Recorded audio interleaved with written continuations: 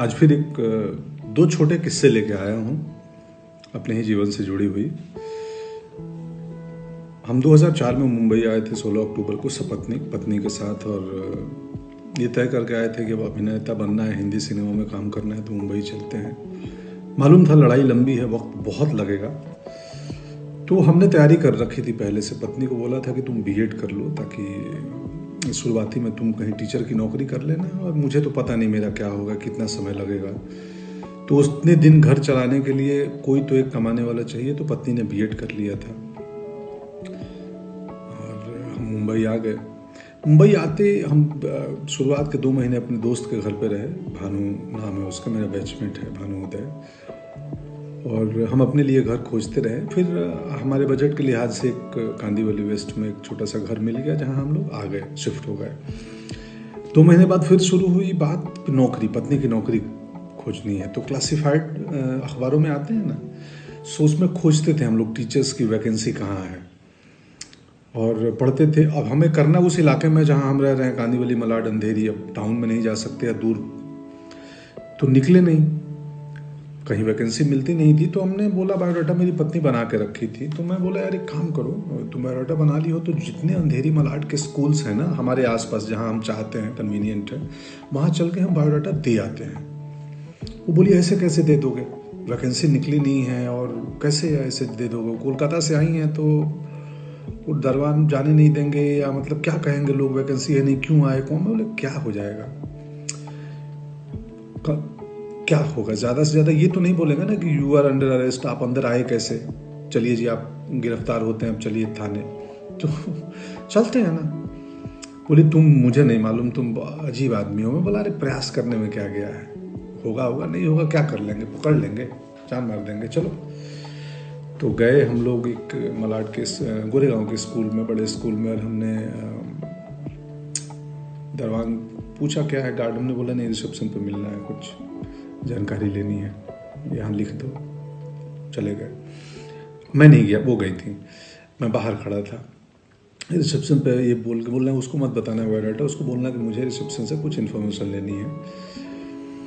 अंदर गई और उन्होंने बोला भाई एक बायोडाटा है, मैं टीचर की नौकरी खोज रही हूँ।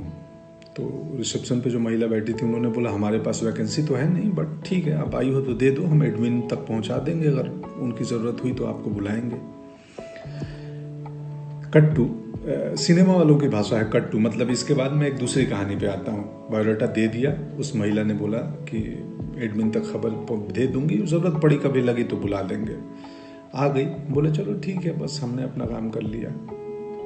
दूसरी कहानी मेरी क्या चल रही थी, मैं उस समय हार्ड कॉपी तस्वीरों का वक्त था, तब मेल नहीं आए थे कि हम मेल कर दे तस्वीरें, या ऑडिशन बाद का चीज़ है, पहले आपकी तस्वीर पसंद आनी चाहिए तब ऑडिशन के लिए बुलाते थे, और तब कास्टिंग डायरेक्टर्स भी नहीं आए थे। अभी जो बहुत सारी कंपनियां हैं, बहुत सारे लोग हैं, करते हैं और अच्छा काम कर रहे हैं। तो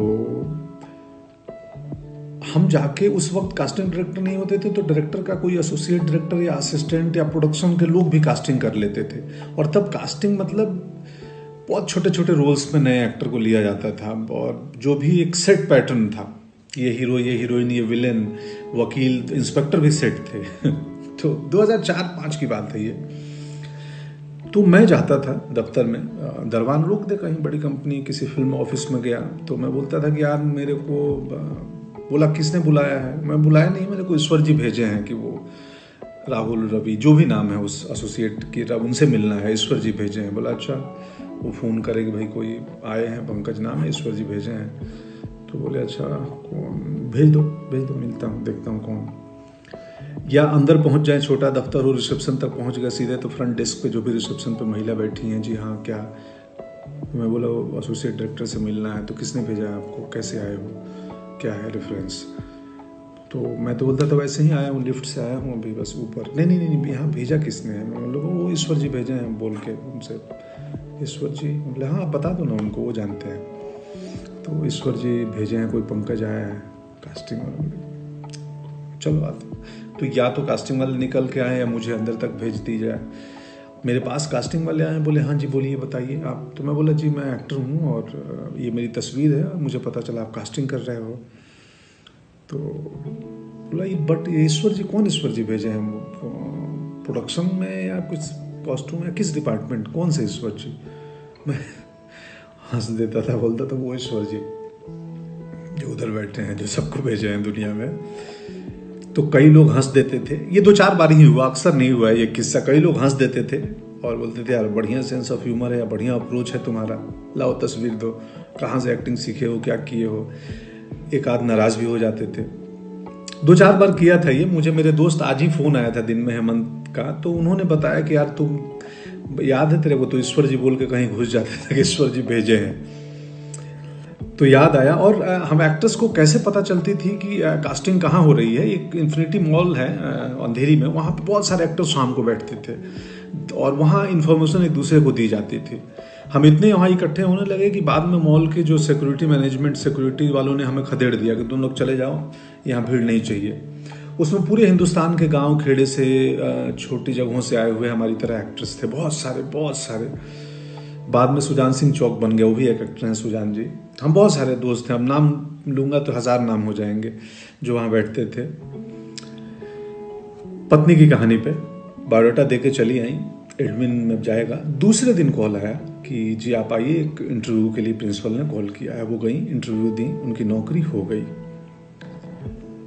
पढ़ाने लगी, हमारा दुकान चल गया। और मैं ईश्वर के बहाने से दफ्तर घूमते रहा। मेरे ईश्वर काम नहीं आ रहे थे, कास्टिंग नहीं हो रही थी, थोड़ा वक्त ज़्यादा लगा। ईश्वर काम आए, मौके मिले, बहुत सारे मौके धीरे धीरे मिलने लगे। गैंग्स ऑफ वासेपुर पहला मौका था जिसमें मुकेश ने, तब तक कास्टिंग डायरेक्टर आ चुके थे और तब तक वो पैटर्न ख़त्म हो गया था कि किसी भी बहाने एसोसिएट या असिस्टेंट तक घुस के अपनी तस्वीर दे दो या इंट्रो दे दो कि जी मैं एक्टर हूँ। तब तक प्रोफेशनल माहौल बनने लगा था। गैंग्स ऑफ वासेपुर में मुकेश कास्टिंग, उसके पहले अभिमन्यु रे थे यशराज में, वो कास्टिंग कर रहे थे। तो कास्टिंग डायरेक्टर्स का चलन हो गया था। हनी भाई आ गए थे, जोगी भाई आ गए थे, ये सब कास्टिंग डायरेक्टर्स हैं। बाद में अभिषेक की कंपनी आई। सो बहुत सारी अभी कंपनियां हैं कास्टिंग की काम करती हैं बॉम्बे में। सो पत्नी की नौकरी लग गई और मेरे ईश्वर कुछ सालों बाद काम आए और जब प्रोफेशनल हुआ माहौल तो हमें काम मिलने लगे। और बाद के दिनों में अब तो इतने ज़्यादा काम मिलने लगे कि घर पे किसी एक को रहना ज़रूरी है, मेरे और पत्नी में से। तो पत्नी को स्कूल की नौकरी कुछ साल पहले छोड़नी पड़ी और अब वो घर चलाती हैं, मुझे मैनेज करती हैं, हमारे बाकी बिजनेस को मैनेज करती हैं। ये है किस्सा। कुल जमा बात इतनी है कि प्रयास नहीं छोड़ना चाहिए। हम किसान परिवार से आए हैं। किसान एक बीज डालता है ज़मीन में और डालने के बाद उसको मिट्टी से ढक देता है। उसको मालूम है कि इसमें वक्त लगेगा।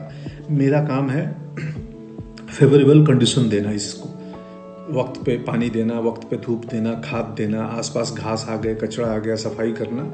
ये एक दिन पौधा बनेगा और फिर फैलाएंगे। इसमें धीरज बहुत बड़ी चीज़ होती है। आप जिंदगी में जो काम करना चाहते हो, कोई भी काम छोटा नहीं है, कुछ भी, मतलब आप किसानी में भी कमाल कर सकते हैं, आप कहीं पे भी कर सकते हैं। खैर, शुक्रिया, आज का किस्सा इतना ही। Thank you so much.